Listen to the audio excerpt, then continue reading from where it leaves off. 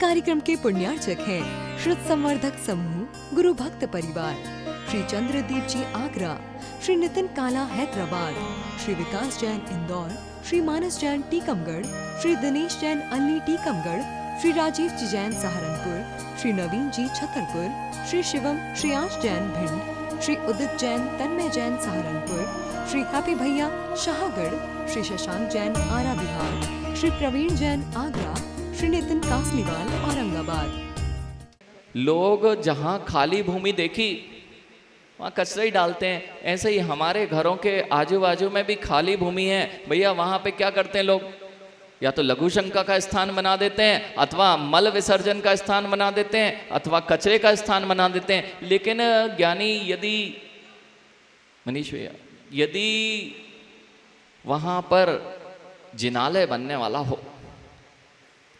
आशीष, यदि कोई भूमि ली और वहां पर भूमि पे लोग कचरा डाल रहे हैं, लेकिन वहां पर लिख देना प्रस्तावित जिनालय, भैया केवल क्या लगाना, बोर्ड लगा देना प्रस्तावित जिनालय। पंडित जी, वो प्रस्तावित जिनालय की भूमि पूजनी हो जाती कि नहीं हो जाती? प्रस्तावित जिनालय की भूमि, अब कोई मल नहीं फेंकता, अब कोई वहां पर मल विसर्जन करने, कचरा डालने नहीं जाता। प्रस्तावित जिनालय, मात्र अभी भूमि पर कुछ भी नहीं है, मात्र लिख दिया गया है कि प्रस्तावित जिनालय। ऐसे ज्ञानियों अपने हृदय पर लिख लीजिए प्रस्तावित जिनालय, प्रस्तावित भगवान। अब तुम्हारे अंदर जो राग द्वेष के कचरे हैं वे तुम्हारे वहां पे खत्म हो जाएंगे। जिसने सम्यक दर्शन प्राप्त कर लिया है भैया, जो जो सम्यक दृष्टि हैं, ये सब प्रस्तावित जिनेंद्र हैं, जिनालय भी नहीं। अरे जब जिन बिंब का स्थापना करने से भैया, ये मंदिर है ना, तो मंदिर में जो वेदी पर भगवान हैं, आशीष भैया, उस पे पैर मार देते हो क्या? पैर रख दोगे क्या जहां पर भगवान विराजमान है? अथवा मंदिर की दिशा में भी पैर करके नहीं सोते? मंदिर की शिखर दिख रही हो, क्यों? नव देवताओं में एक देवता है भैया। जितने बड़े और बापू नगर हो, चाहे बहुत सारे, यहाँ तो बहुत सारे जिनालयों के लोग बैठे हुए हैं और बापू नगर वाले भी बैठे हैं भैया। प्राचीन जिनालय है ना, ये बताओ कि यदि णमोकार मंत्र को फाड़ के फेंका जा सकता है क्या? क्यों? उसमें पंच परमेष्टि की आराधना है। और जिसने मंत्र लिखा ही नहीं था, मां बहुत ध्यान से सुनना, वह चक्रवर्ती जिसने पानी पर णमोकार मंत्र लिखा था, पानी पे णमोकार मंत्र लिखता है क्या? लिखा ही नहीं जाता। लेकिन पानी पर णमोकार मंत्र लिखकर उसने पैर रख दिया था और वहीं उसकी नैया डूब गई थी। पानी पर लिखे हुए णमोकार, वो तो लिखा ही नहीं गया था। और जिनालयों में णमोकार मंत्र लिखे हैं। जिनालय तो स्वयं नव देवताओं में एक देवता है। वहां 5 नव देवताओं में 9 देवताओं के नाम क्या है? किसी को नहीं पता? अरत सिद्ध आचार उपाध्याय सर्व साधु, जिन धर्म जिन आगम, जिन चैत्य और जिन चैत्यालय। यानी जब नव देवताओं का, पंच परमेष्ठियों का नाम लिखा और उसे फाड़ नहीं सकते, तो इन जिनालय रूप नव देवता, जिनेंद्र भगवान नहीं कह रहे नव देवता में, तो जिन धर्म जिन आगम, जिन चैत्य और जिन चैत्यालय, यह जिन चैत्यालय बना हुआ है। जब जिनेंद्र भगवान के रहने से यह चैत्यालय की पूज्यता बन जाती है, तो कभी भी ज्ञानी चैत्यालय पे यदि आप छैनी चलाते हो, तो अपने नव देवता पर छैनी चलाते हो। बहुत विचार करना पड़ेगा भैया। हम णमोकार मंत्र पे पैर रखेंगे क्या पंडित जी? यानी णमोकार मंत्र पे पैर रखोगे क्या? जब णमोकार मंत्र पे पैर नहीं रखोगे और णमोकार मंत्र पर कोई पैर मार नहीं सकता, लेकिन हम कई बार पंच परमेष्टि की विराधना करके, अपने मुख से उनकी विराधना करके कितनी बार अपनी बातों की लात उसमें मार देते हैं। अधोगति का कारण।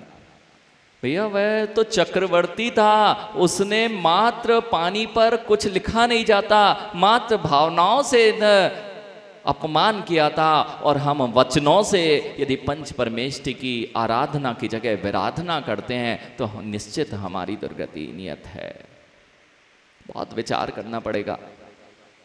यानी जिस मंदिर में भगवान विराजमान हो, जान दीजिए जिस पाटे पर गुरु विराजमान हो, वह पाटा पूजनीय हो जाता है कि नहीं? और नहीं याद हो तो एक वो चाय वाले का, आप लोगों को नहीं लगता, क्योंकि आपके यहाँ तो मुनिराज सामान्य बात है ना।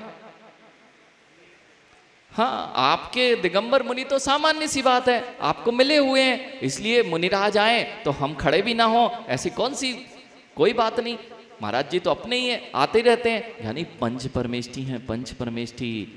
यानी जब उस चाय वाले से मिलना, आचार्य भगवान विद्यासागर जी महामुनिराज की वह घटना शायद सभी को ज्ञात होगी। जब वे विहार कर रहे थे और एक चाय की गुमटी के पास में एक पाषाण पड़ा हुआ था और उस पाषाण पे जाकर वह विराजमान हो गए थे।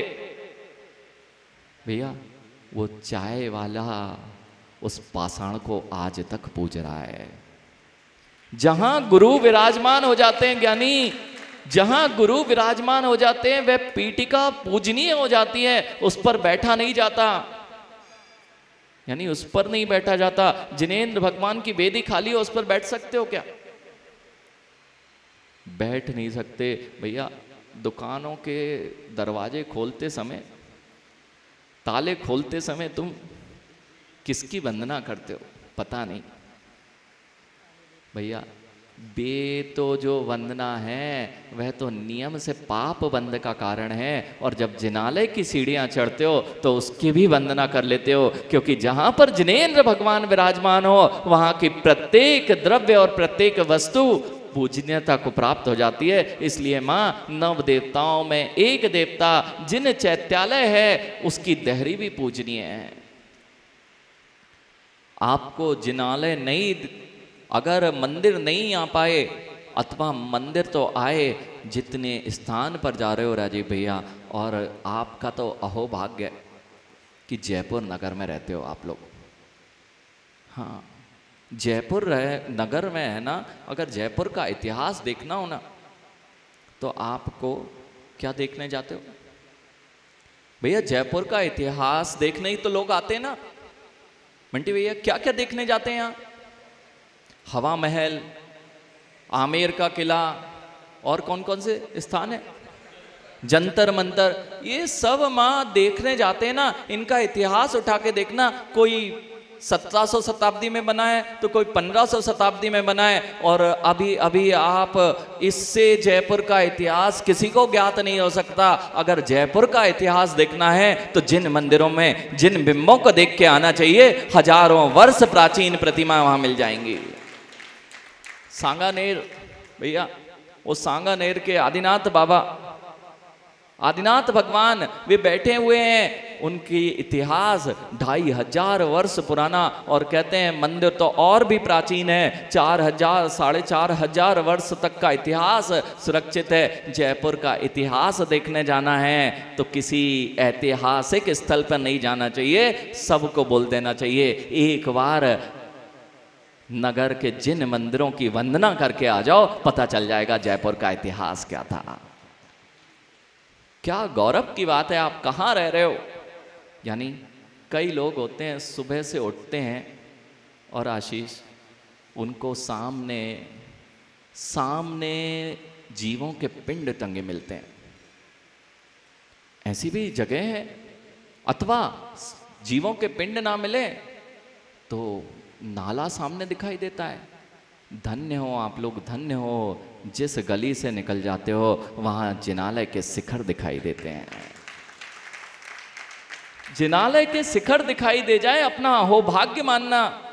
भैया एकमात्र अचेतन जिनबिंब की प्रतिष्ठा होके 5 दिन लगते। दिलीप भैया ये प्रतिमा जब प्रतिष्ठित हुई थी कितने दिन में पंडित जी? 5 दिन पूर्व ये प्रतिष्ठित थी क्या? 5 दिन में सब कुछ बदल सकता है। आज इस बात को सीख के जाना। राजकुमार जी, 5 दिन किसी के प्रति भावनाएं बदलना हो मां, 5 दिन। मनीष, किसी के प्रति अपने भावों को बदलना हो, मात्र 5 दिन।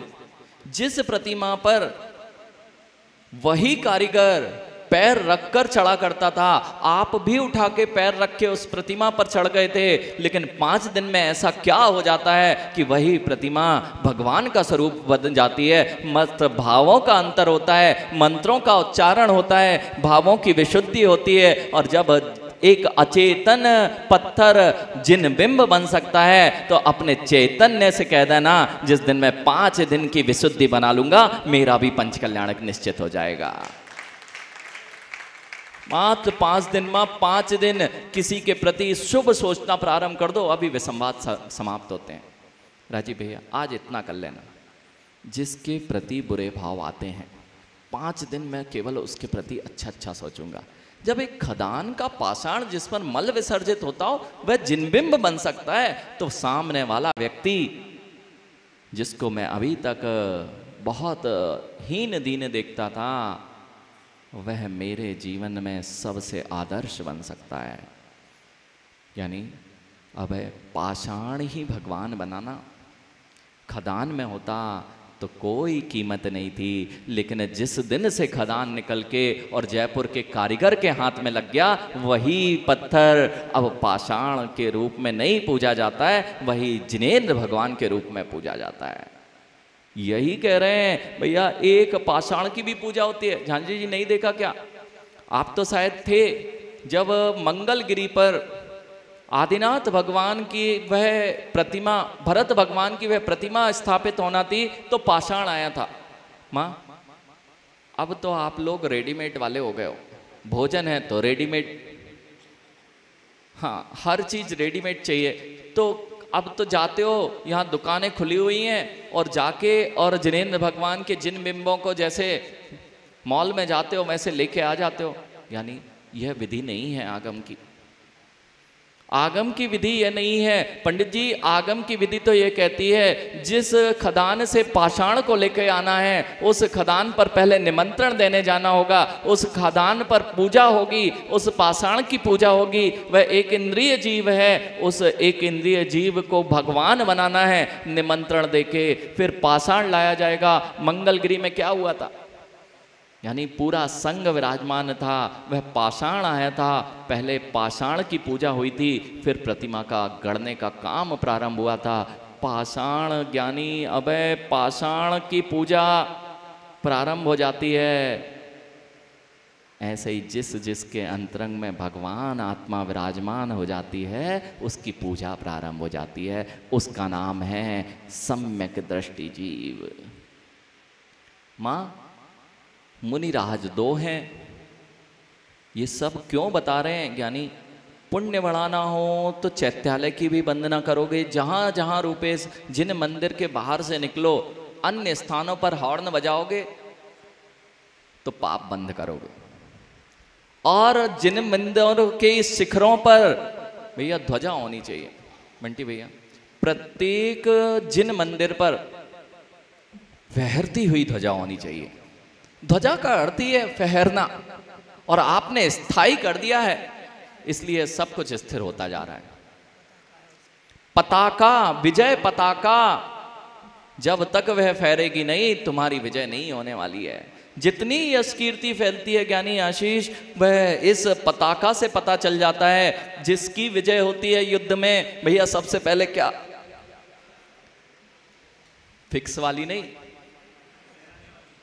फहराने वाली। कोई यदि भारतीय खेल में कोई जीत जाता है तो सबसे पहले क्या लेके आओगे?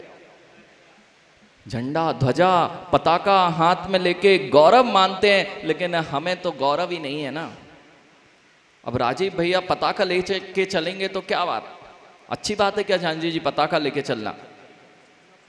पताका लेना हमारे गरिमा कितनी ध्वस्त हो जाएगी। हम पताका लेके चल रहे हैं, वो भी जिनेंद्र भगवान की वो शोभा यात्रा निकली और हमें पताका पकड़ा दिया, लोग दाग नीचे करते देखे गए भैया, दिलीप भैया।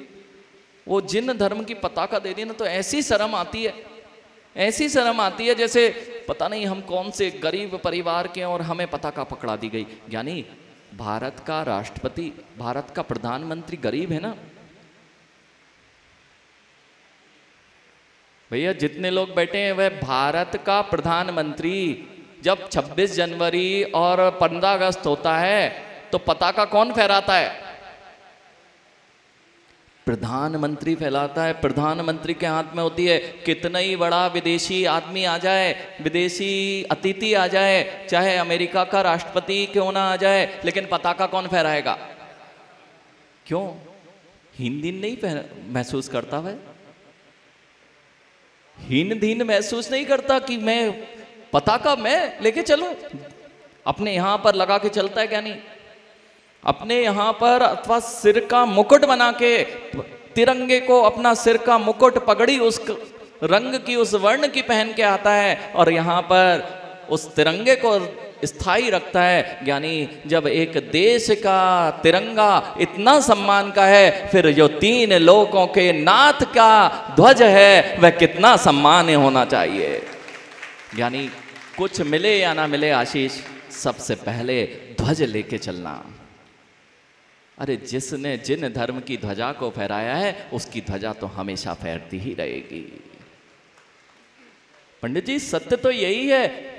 आगम निमित्त नैमित्तिक संबंधों की बात करता है, और जो ध्वजा अष्ट प्रातिहारों का संबंध है, ध्वजा कोई लगाता है, जिन धर्म की जितनी ध्वजा फहरेगी उतनी समाज की यश, कीर्ति और वैभव की, समृद्धि की ध्वजा फहरती रहेगी।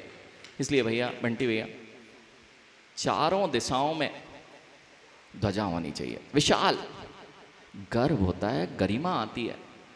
जितने तिरंगे फहर रहे हैं ना आजकल स्थान स्थान पे, ऐसा जिस दिन पचरंगी ध्वज फहरेगा ना ज्ञानी, तब आनंद आएगा कि जिन धर्म की ध्वजा किस तरह से लहराती है। जानजी जी काम कर ही लो, आपको ही दे दे। गुरु जी के भक्तों ना ऐसी पचरंगा ध्वजे फहराओ जैसे तिरंगा फैल रहा है। ऐसे नगर में आपके इतने जिनालय, मुख्य स्थानों पे कम से कम प्रारंभ तो करो कि ऐसी जिन ध्वजा हमेशा फहराती रहे।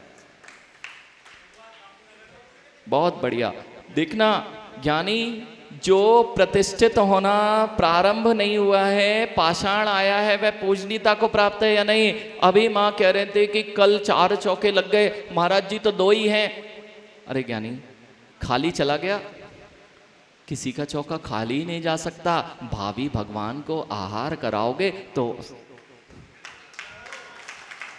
इस कार्यक्रम के पुण्यार्जक थे श्रुत संवर्धक समूह गुरु भक्त परिवार, श्री चंद्रदीप जी आगरा, श्री नितिन काला हैदराबाद, श्री विकास जैन इंदौर, श्री मानस जैन टीकमगढ़, श्री दिनेश जैन अल्ली टीकमगढ़, श्री राजीव जी जैन सहारनपुर, श्री नवीन जी छतरपुर, श्री शिवम श्रेयांश जैन भिंड, श्री उदित जैन तन्मय जैन सहारनपुर, श्री हैप्पी भैया शाहगढ़, श्री शशांक जैन आरा बिहार, श्री प्रवीण जैन आगरा, श्री नितिन कासलीवाल औरंगाबाद।